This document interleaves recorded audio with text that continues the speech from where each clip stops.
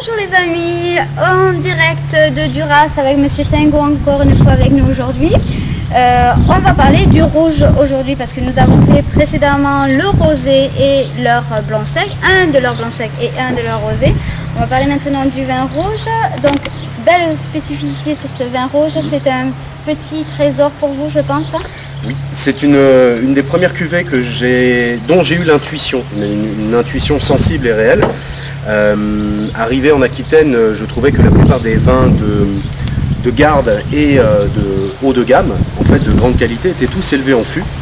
Et je voulais également vérifier si la notion de terroir, n'étant pas du milieu paysan à l'origine, était un attrape-touriste ou quelque chose de réel.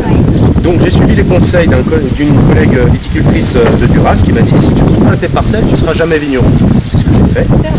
Et donc en 2010, j'ai décidé de créer la cuvée de la pierre cachée. Donc là on va goûter l'itération de dont l'objectif est à la fois de proposer un vin de très haute tenue sans élevage en fût de chêne et autant que faire se peut monoparcellaire. Donc une seule parcelle de merlot au terroir particulier que je n'ai nulle part ailleurs sur mes parcelles à la Dame Bertrande et dont le raisin ressort avec des arômes particuliers donnant un vin qu'on ne peut pas faire ailleurs. Voilà pour moi la définition d'un terroir. C'est tout à fait juste, la notion de terroir ici vraiment définit la notion de climat qu'on pourrait dire en Bourgogne ou dans d'autres très grands domaines et dans d'autres grandes appellations. Effectivement, le terroir fait tout. Vous avez trois grands facteurs qui définissent un vin, hein. Le terroir, donc la terre, vous avez également le cépage qui va vous donner la dominante et les caractéristiques du vin, mais également et surtout aussi la main du maître de chai et du vigneron, parce que sans l'homme, malheureusement, il n'y a pas de vin. Il y a de la vendange, mais il n'y a pas de vin.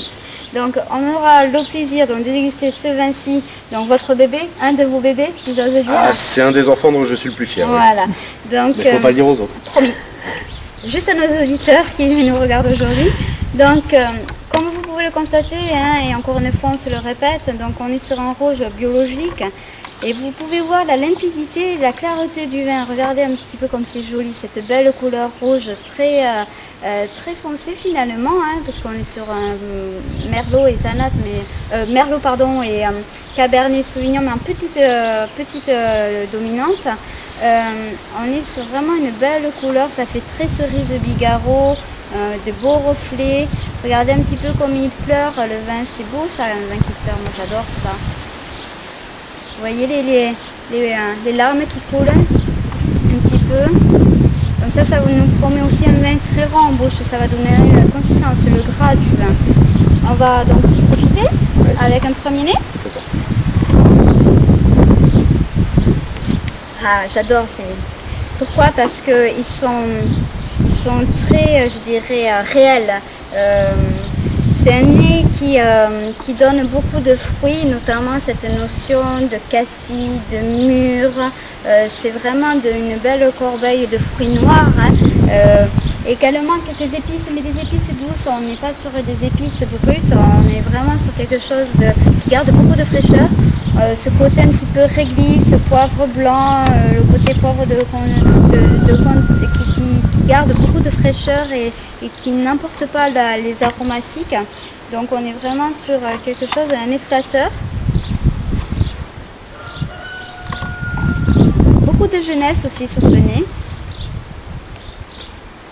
On retrouve ce côté également cerise, ce côté un peu fraise, la belle fraise bien mûre que tout enfant et tout grand aime déguster. Hein. C'est un nez complexe, on a beaucoup d'aromatiques qui viennent déjà au premier nez, même au second nez, vous voyez là je vais déjà attaquer le second nez après aération.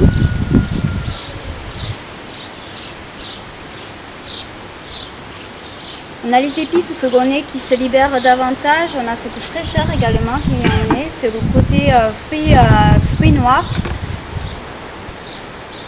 Donc on va passer à la dégustation.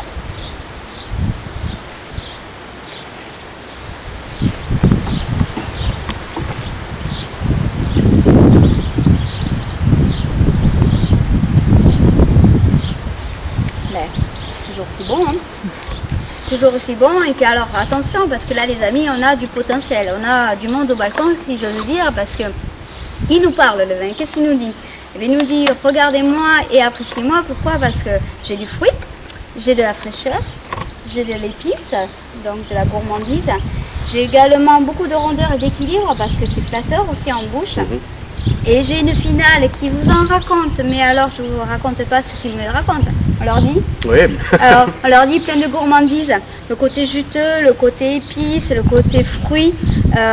C'est vraiment très agréable. On est vraiment sur ce vin qu'on aime boire sans aucune prétention, mais qui donne beaucoup de lui-même. Et c'est un vin moi, que j'apprécie énormément. Pourquoi? Parce qu'on reste sur un vin à la fois complexe, équilibré, aromatique et tout en harmonie. C'est vraiment quelque chose de très bien fait. Vraiment, c'est un beau bébé. Merci. Moi, ce que j'aime beaucoup sur cette parcelle, ce qu'elle donne, c'est un bel équilibre entre le haut et le bas de la parcelle. Ce qui nous dit là, à la fois, c'est la fraîcheur du bas de la parcelle. Donc, les sols sont plus profonds, donc on va avoir un peu plus d'acidité, un peu plus de tension. Ça permet de monter un peu plus en maturité sur le haut de la parcelle, qui est beaucoup plus sec, beaucoup plus maigre. La vigne, il souffre plus. Mais comme le sol y est blanc, la parcelle s'appelle terre blanche, donc très calcaire, les rayons du soleil sont réfléchis.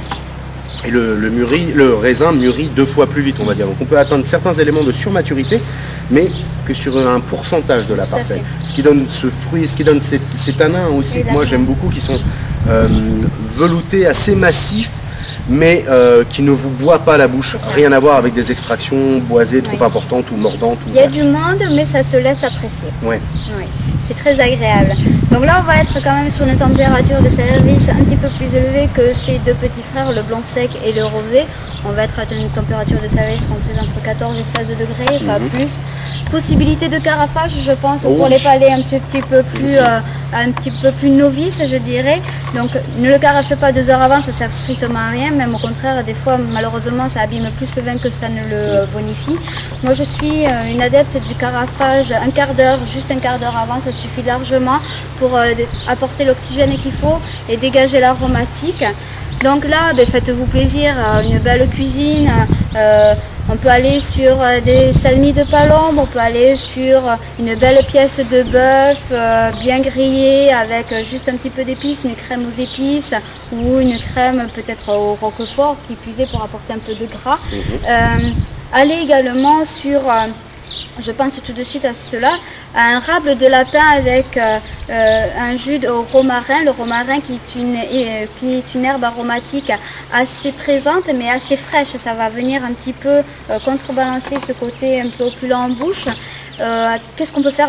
Également de la charcuterie. On parlait tout à l'heure d'un plateau de charcuterie avec des salaisons à base de poivre, à base de piment d'Espelette. Ça peut être sympa en bouche.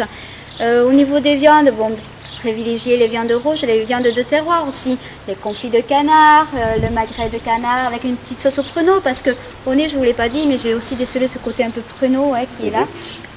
Donc ça peut être sympa. Côté fromage, est-ce qu'on peut aller sur des pâtes pressées peut-être? On peut toujours, mais c'est pas celui que je préfère proposer. C'est pas le but. C'est pas le but. Donc l'apprécier surtout avec des plats de viande, bien entendu. Plus viande rouge et gibier que viande blanche à mon avis. Oui, quoique je suis très amateur d'agneau aussi sur ce vin-là. Voilà, tout à fait. Et vous parliez de tagine sur le rosé. Et moi sur ce rouge-là, l'idée du tagine va très bien aussi. Tout à fait.